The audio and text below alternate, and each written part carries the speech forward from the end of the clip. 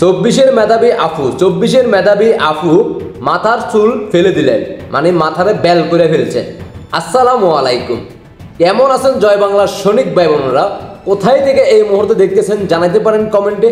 দেশে প্রবাসে যেখানেই থাকুন না কেন সর্বোচ্চ শেয়ার করে দেশবাসীকে দেখার সুযোগ করে দিবেন। ইতিমধ্যে আপনারা অনেকে দেখে ফেলছেন, যারা এখনো দেখেন নাই তারা দেখতে থাকুন। চব্বিশের মেধাবী আফু ভাগে, মানে তার ভাগে 1 টাকাও পড়ে নাই। তিনি এখনো টং দোকান নিয়ে ঢাকা শহরে আনাচে কানাচে টং দোকানে চা বিক্রি করে আগেও খাইছেন।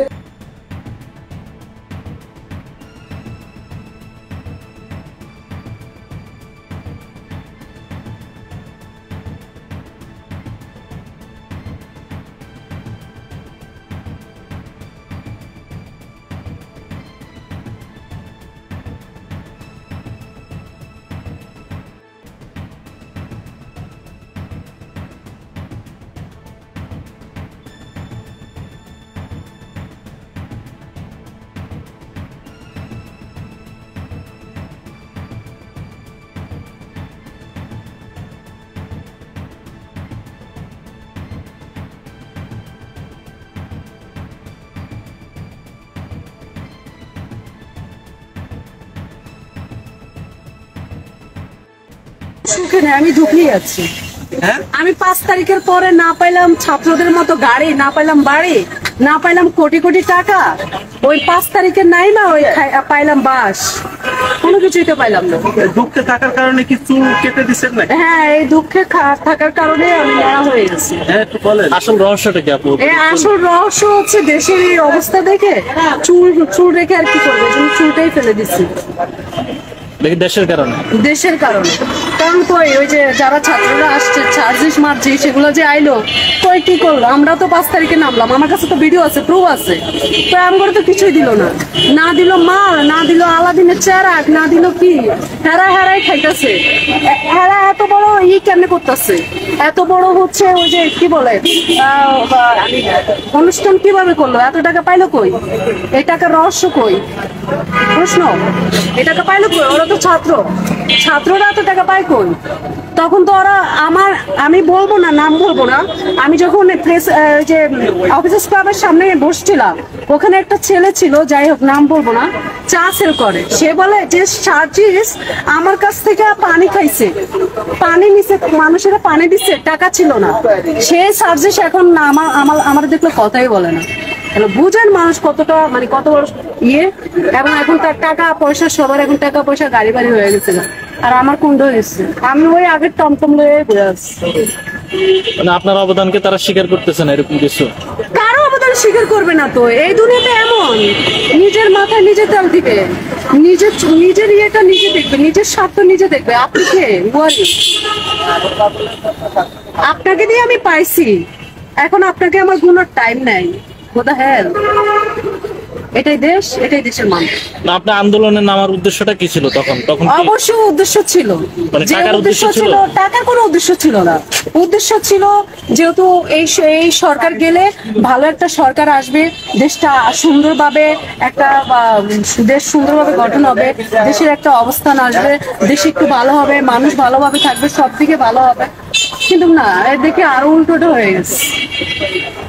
কই যারা উদ্যোক্তা আছে, যারা কিছু করতে চায়, কই তাদের কাছে সরকার তারা কি আসছে? তারা কি ঘুরে ঘুরে দেখছে যে কি অবস্থা? আচ্ছা, আমি ইয়ের কথা বাদই দিলাম, কি যেন বলে ওই যে আমি তাদের কথা বাদই দিলাম। বা কিছু বাইরের সরকারগুলো কি করে, বাইরের যারা সরকার করে তারা রাস্তায় নামে জনগণের সাথে দেখা করে, জনগণের কি চাওয়া পাওয়া সেগুলো দেখে, জনগণ কিভাবে আছে সেটা দেখে, মানে সব মিলিয়ে তাদের খোঁজ খবর রাখে।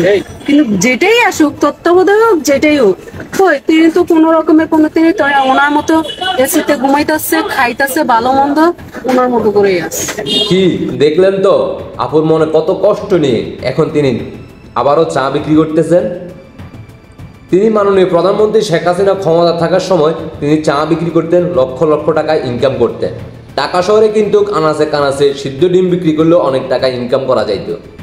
সরকারি চাকরিজীবী যারা তাদের থেকেও তারা ইনকাম ভালো করত, কিন্তু তিনি লোভে কোটা আন্দোলনের সাথে যুক্ত হয়ে মাননীয় প্রধানমন্ত্রী শেখ হাসিনাকে দায়িত্ব থেকে বিদায় দেওয়ার জন্য সর্বোচ্চ চেষ্টা করেন এবং কি সফল হন।